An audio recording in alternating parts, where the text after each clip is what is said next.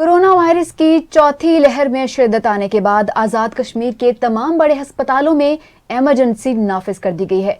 District headquarter अस्पताल बाग में corona department के फोकल पर्सन सैयद अनीस गड्डेजी ने बताया, इस वक्त उनके पास 642 पॉजिटिव एक्टिव केसेस हैं।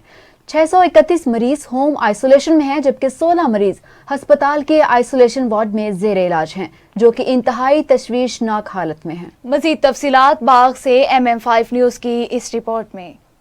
जी, कोरोना वायरस की चौथी लहर में शिद्दत आने के बाद पूरे आज़ाद कश्मीर के तकरीबन तमाम बड़े अस्पतालों के अंदर इमरजेंसी नाफज की गई है।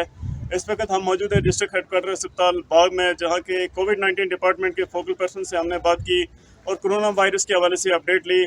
उनका कहना है कि इस वक्त हमारे पास जो पॉजिटिव एक्टिव केसेस है वो 642 हैं, जिनमें से 631 इस वक्त होम आइसोलेशन में हैं, जबकि 16 पेशेंट जो कि क्रिटिकल सिचुएशन में हैं वो इस वक्त हॉस्पिटल के आइसोलेशन वार्ड में मौजूद हैं।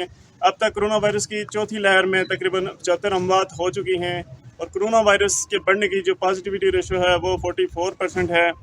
कोरोना वायरस की चौथी लहर में शिद्दत आने के बाद कोरोना केसेस की शरह में तेज़ी से इजाफा होता जा रहा है, जिसके बाइस कोविड-19 डिपार्टमेंट ने वैक्सीनेशन का अमल भी तेज़ कर लिया है, जिसके पेश नज़र रोज़ाना की बुनियाद पर तकरीबन 1000 से ज़ायद लोगों की वैक्सीनेशन की जाती है। जी।